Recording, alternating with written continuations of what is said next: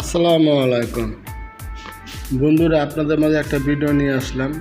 বর্তমানে বাংলাদেশে যে বন্যা ভয়াবহ হচ্ছে তাই খুবই দুঃখ লাগতেছে। তারপরও বিদেশের মাটিতে থাকি, কিছু করার নেই। হয়তো দেখে আফসোস করতে পারবো বা টাকা পাঠাইতে পারবেই, এছাড়া আর কিছু করার নেই। ভাই বোনের পাশে থাকতে পারবো না, আন্তরিকভাবে দুঃখিত। তো বন্ধুরা, আমার ভিডিওটা দেখবেন। আমি সর্বপ্রথম এখানে দুইটা পেঁয়াজ নিলাম। আসলে ভাগ্যে যা থাকে তাই হয়। হয়তো বিপদ এটা ছিল, যারা বর্ডারের পাশে আছে এরা খুবই কষ্টে আছে, এটা জানি।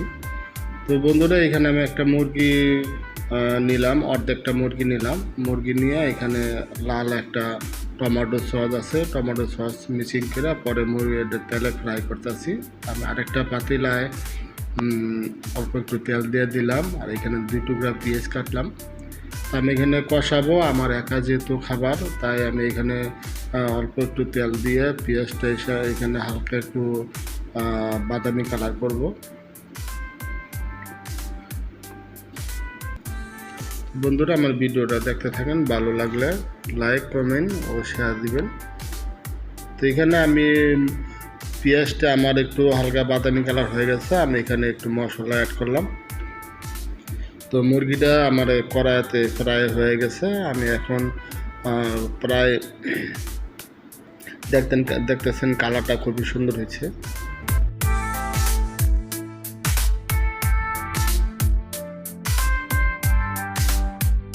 বন্ধুরা, মুরগিটা আমার ফ্রাই হয়ে গেছে। আমি এখানে পেঁয়াজ মরিচ দিয়ে দিয়েছিলাম আলাদা পাতিলে, ওইখানে উঠায় নিলাম। উঠায় নিয়ে আমি এখানে কষে দিয়েছি। মানে একা মানুষ যেহেতু, তাই তরকারিতে আর ঝোল দিব না। এখানে যেটুকু আছে এতটুকুর মধ্যে আমি এটা পাক করব। তো আমার একটু কষানো হয়ে গেলে আমি আগুনটা একটু কমাই দিব, হয়তো 15 মিনিটের মতো আগুনটা কমাই দিয়ে আমি একবারে আগুনটা নিম করছি। হয়তো 15 মিনিট এখানে রাখলে তাহলে ভালো একটা সিদ্ধ হবে এবং মশলা এবং মুরগির সাথে মশলাটা সুন্দর একটা মিক্সিং হয়ে যাবে। তো আশা করি আমার ভিডিওটা ভালো লাগছে।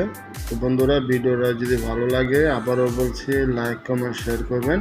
তো বন্ধুরা, মনটা খুবই খারাপ, এই জন্য মানে কথা বলতে খুবই কষ্ট হইতেছে, কারণ আমার দেশি ভাইয়েরা বন্যাতে খুবই কষ্টে আছে।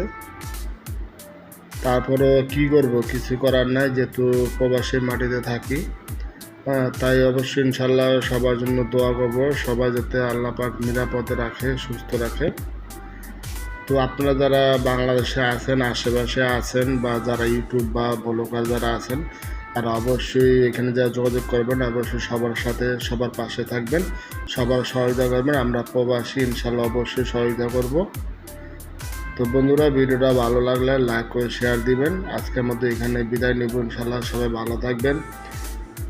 আসসালামু আলাইকুম ওয়া রাহমাতুল্লাহি ওয়া বারাকাতুহু। আল্লাহ হাফেজ।